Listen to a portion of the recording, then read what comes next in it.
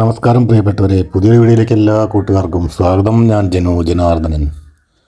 വളരെ സിമ്പിളായിട്ട് ഉണ്ടാക്കാൻ പറ്റുന്ന പൂരി മസാലയുടെ റെസിപ്പി ആയിട്ടാണ് ഇന്ന് ഞാൻ വന്നിരിക്കുന്നത്. നമ്മൾ റെസ്റ്റോറൻറ്റിൽ പോയി കഴിക്കുന്നതിനേക്കാൾ രുചികരമായി വളരെ സിമ്പിളായി ഈ പൂരി മസാല നമുക്ക് വീട്ടിലുണ്ടാക്കാൻ കഴിയും.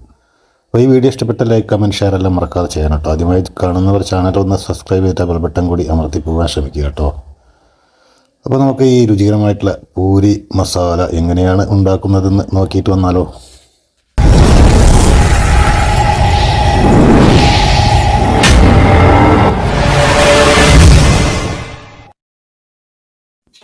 അതിനായിട്ട് ഞാനിവിടെ ഒരു 5 മീഡിയം സൈസ് ഉരുളക്കിഴങ്ങെടുത്ത് ചെറിയ കഷ്ണങ്ങളാക്കി നുറുക്കി വെച്ചിട്ടുണ്ട്. 2 സവോള കഷ്ണങ്ങളാക്കി നുറുക്കി വെച്ചിട്ടുണ്ട്. ഇഞ്ചി ചെറുതായിട്ട് നുറുക്കിയതും പച്ചമുളക് അരിഞ്ഞു വെച്ചതും ഇതെല്ലാം അങ്ങോട്ട് മാറ്റി വയ്ക്കാം. നമുക്കൊരു കുക്കർ അടുപ്പത്ത് വെച്ചിട്ട് അതിലേക്ക് ഈ കഷ്ണങ്ങളെല്ലാം തന്നെ ഇട്ട് കൊടുക്കാം. ഇതിലേക്ക് 1/2 ടീസ്പൂൺ ജീരകം, 1/2 ടീസ്പൂൺ മഞ്ഞൾപ്പൊടി, ഇതിലേക്ക് ആവശ്യത്തിനുള്ള ഉപ്പ് കൂടി ചേർത്തിട്ട് കുറച്ച് വെള്ളം ഒഴിച്ചു കൊടുക്കാം. വളരെ കുറച്ച് വെള്ളം ഒഴിച്ചു കൊടുത്താൽ മതി. ഒരുപാട് വെള്ളം ഒഴിച്ചു കൊടുത്താൽ അത് ലൂസായിട്ട് വരും. ഇത്രയും വെള്ളം ഞാൻ ഒഴിച്ചു കൊടുത്തിട്ടുണ്ട്. ഇനി കുക്കർ അടച്ചിട്ട് ഒരു 3 വിസിൽ വരുന്നത് വരെ വേവിച്ചെടുക്കാം.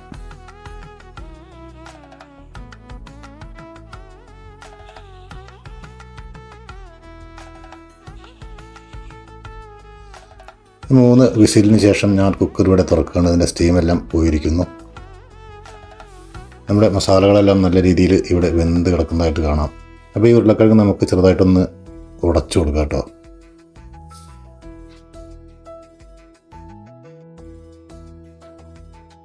ഉപ്പ് പാകമാണോ എന്ന് നോക്കാം. കുറച്ച് കുറവുണ്ടായിരുന്നത് ഞാനിപ്പോൾ ഇട്ട് കൊടുത്ത് ഒന്നുകൂടി ഇളക്കി യോജിപ്പിക്കാം. ഇനി നമുക്ക് ഇത് അങ്ങോട്ട് മാറ്റി വയ്ക്കാം. പാൻ വെച്ചിട്ട് അതിലേക്കൊരു 3 ടേബിൾ സ്പൂൺ വെളിച്ചെണ്ണ ഒഴിക്കുന്നുണ്ട്. വെളിച്ചെണ്ണ ചൂടായാൽ കടുകിട്ട് പൊട്ടിക്കാം. സ്വല്പം ഉലുവ കൂടി ഇതിൻ്റെ കൂടെ ഇട്ട് കൊടുക്കാം. വറ്റൽമുളക്, കറിവേപ്പില.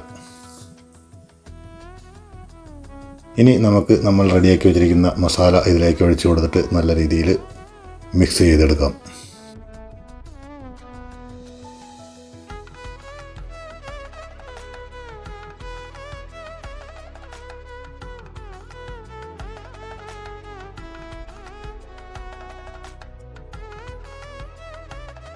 ഇപ്പോൾ ഇവിടെ പൂരി മസാല തയ്യാറായിട്ടുണ്ട്. രുചികരമായിട്ടുള്ള ഒരു റെസിപ്പിയാണിത്. ഇനി ഇതിലേക്ക് സ്വല്പം മല്ലിയില കൂടി ഇട്ട് കൊടുത്തതിന് ശേഷം ഇതിൻ്റെ ഫ്ലെയിം ഓഫ് ചെയ്യാം. ഒന്ന് ഇളക്കി യോജിപ്പിച്ച് ഇത് മാറ്റി വയ്ക്കാം. ഇനി അതിന് ശേഷം നമുക്ക് പൂരി കൂടെ ഉണ്ടാക്കിയെടുക്കാം.